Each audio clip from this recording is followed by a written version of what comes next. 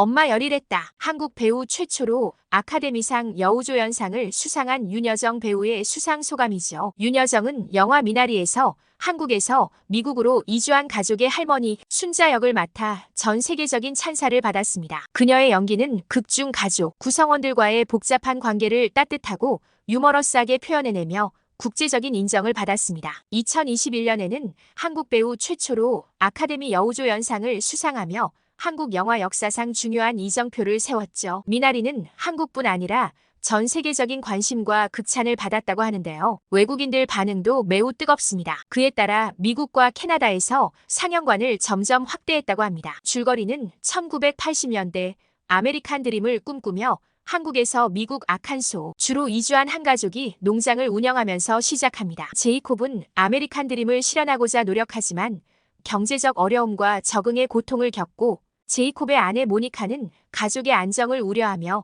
두 사람 사이에는 갈등이 생기죠. 모니카의 어머니 순자가 도착하면서 가족에게 새로운 활력과 위안을 가져다 줍니다. 순자는 미나리라는 식물을 심으며 가족에게 생명의 중요성과 함께 가족 간의 사랑과 결속을 일깨워주는 영화인데요. 감독이 겪은 일을 토대로 만들어졌다고 합니다. 실제로 감독은 어린 시절 토네이도를 겪어서 이사를 했고 부모님이 농장을 운영했으며 할머니와 함께 살았는데 할머니가 실수로 밭을 반이나 태워버린 일도 있었다고 합니다. 할머니가 개울가에 미나리를 심어서 키우기도 했다고 합니다. 미국으로 이민을 가서 정착하여 살아가기 위해 발버둥치는 1세대 한국계 미국인의 고난과 따뜻한 가족 드라마를 현실적이고 담담하게 연출하였다는 점이 호평을 받았죠. 미국 관객은 물론 한국 관객 모두 공감하고 즐길 만한 요소가 많으며 한국어의 비중이 높음에도 미국적인 영화라고 평가받죠. 오늘은 미국에서 온 사연입니다. 여기 미나리의 가족과 비슷한 사연을 가진 가족이 있는데요. 1980년대 아메리칸 드림을 꿈꾸며 떠났던 가족이 있습니다. 부모님은 자식들을 고생시키지 않기 위해 많은 일을 하셨고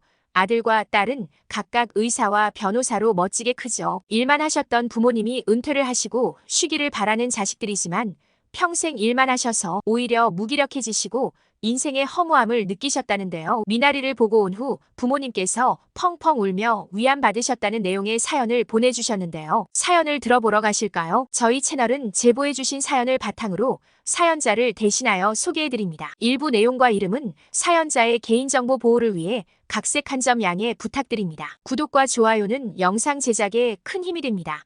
그럼 오늘의 사연을 소개해드리겠습니다. 안녕하세요. 저는 미국 뉴욕에 사는 한인 이세 올리비아라고 합니다. 저는 뉴욕에서 변호사로 활동하고 있어요. 로펌에서 소송이랑 국제중재라는 국제분쟁 전문으로 일을 하고 있죠. 눈코 뜰 새 없이 바쁜 나날을 보내고 있죠. 얼마 전 동료가 저에게 이민 온 한국 가족에 대한 영화라며 저에게 추천해줬는데요. 줄거리를 보니 마치 저의 이야기를 쓴 것 같이 비슷한 부분이 많았어요. 부모님은 1986년에 미국으로 이민 오신 이민 1세대이십니다. 그때는 미국 정부가 평등한 이민 기회를 부여한다면서 새로운 이민법을 시행하면서 한국인들이 한 해 동안 거의 3만 명씩 이주할 정도였다고 해요. 이곳에서는 부모님은 세탁소를 하시며 아메리칸 드림을 꿈꿔오셨어요. 한국에서 제대로 된 교육도 못 받으셨으니 영어를 못했고 먹고는 살아야 하다 보니 미국에서 할 수 있는 일은 한정적이었죠. 저야 어려서 기억이 전혀 없지만 부모님의 미국 생활은 녹록지 않으셨어요. 부모님의 고생으로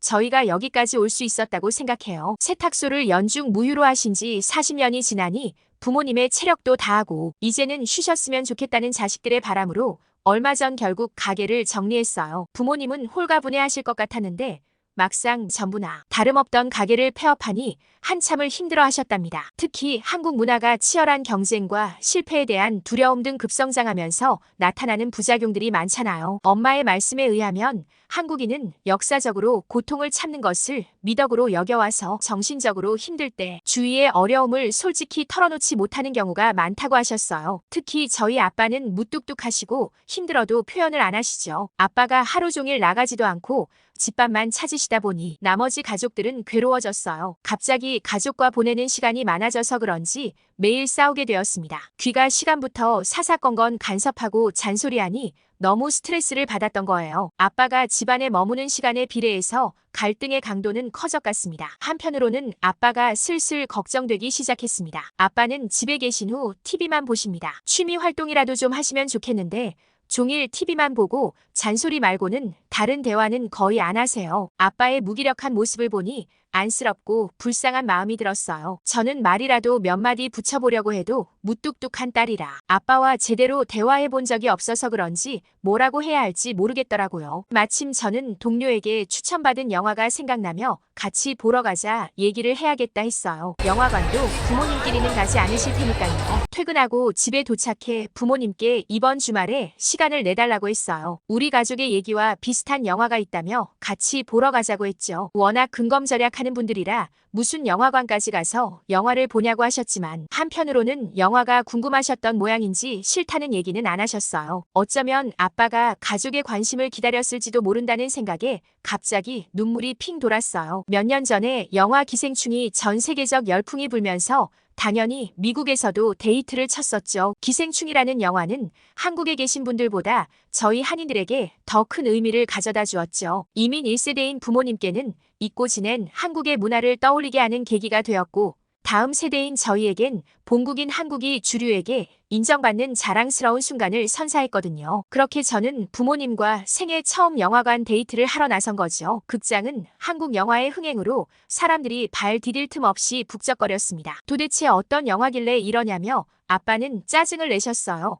저는 영화관은 원래 한적한 곳인데 죄다 한국 영화 보러 그러는 거라고 추켜 세워드렸더니 아빠는 그제서야 노여움이 풀리신 것 같아요. 영화 포스터를 드렸는데 부모님은 포스터를 한참을 보시더라고요. 젊었을 때 고생하시던 게 많이 생각나시는 것 같았어요. 그렇게 부모님과 팝콘과 콜라를 들고 착석해서 영화를 봤는데요. 영화가 시작되고 나서 더 이상 먹을 수가 없었습니다.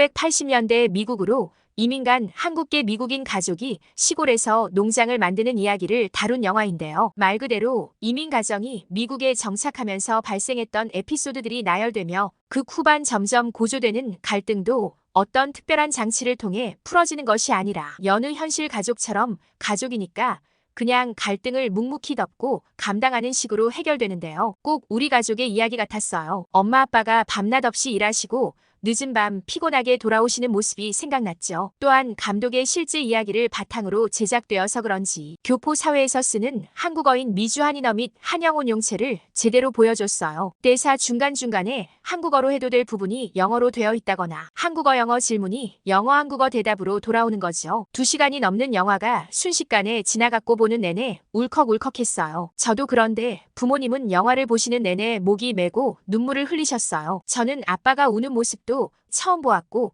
그동안 내가 몰랐구나 하는 미안함도 올라오더라고요. 영화를 다 보고 나서 아빠는 화장실에 가셔서 한참 감정을 달래셔야 했습니다. 화장실에서 나오신 아빠는 딸 덕분에 많이 치유받은 것 같다며 고맙다고 했어요. 그때의 고생이 생각나면서 힘들었지만 잘 버틴 자신이 대견하고 자식들에게 고맙다고 했어요. 아빠가 그렇게 표현을 잘하시는지 몰랐습니다. 엄마도 깜짝 놀랄 정도였어요. 집에 와서 영화 후기를 찾아보니 다들 최근에 본 영화 중에 가장 많이 운 영화이다. 꼭 내 얘기 같아서 감정이입이 되었다는 후기가 많았어요. 영화를 본 다음 날 우리 가족은 아빠의 변화를 느꼈습니다. 아빠는 조금씩 집안일을 하시기 시작했어요. 햇볕에 이불을 넣는가 하면 마당에 잡초를 뽑기도 했고요. 집안 구석구석 대청소를 하시기도 하고 오래되고 낡은 물건도 정리를 하셨습니다. 그리고 친구들과 모임을 자주 가지셨고 한인신문도 다시 구독하셔서 보기 시작하셨어요. 폐업하시고 돈을 아껴야 한다며 신문을 끊으셨거든요. 그리고 항상 음식을 적게 드시던 아빠가 입맛이 도셨는지 밥을 맛있게 드시고 어떨 땐 반 공기 더 드시는 날도 있었어요. 워낙 절약하는 분인데 엄마랑 쇼핑도 하시고요. 어느 날 퇴근하고 집에 가니 아빠가 앞치마를 입고 부엌에 계시는 거였어요. 가족들을 위해 저녁 식사를 준비하고 계신 거였습니다. 우리 가족들은 아빠의 변화를 반갑게 받아들였습니다. 아빠는 40년 동안 가게를 하면서도 정작 우리 가족만을 위한 식탁을 차려보지 않았다면서 그동안 감사한 일, 행복한 일을 돈을 번다는 이유로 잊고 살았다며 이젠 그러지 않을 거라고 하셨어요. 영화를 보고 나니 그때 고생했지만 그 덕분에 이렇게 살고 있는데 너무 즐거움을 잊고 산 것 같아 이래선 안 되겠다는 마음이 생기셨대요. 아빠의 요즘 모습을 보면 40대 전성기 때의 에너지가 느껴질 정도예요. 무기력했던 모습은 하나도 찾아볼 수 없었어요. 아빠의 활력을 찾게 해준 미나리가 너무 대단하게 느껴져요. 행복한 저녁 식사를 하고 가족들은 다 같이 TV 앞에 앉아 즐거운 시간을 보냈답니다. 내년 휴가 때는 시간을 내서 한국에 가보려고 해요. 저의 조국에게 고마운 밤입니다. 오늘의 사연 어떠셨나요? 사연 맛집에서는 여러분의 사연을 기다리고 있습니다. 자신의 사연을 소개해주고 싶으신 분은 공식 메일로 언제든지 제보해주세요. 구독과 좋아요는 영상 제작에 큰 힘이 됩니다. 감사합니다.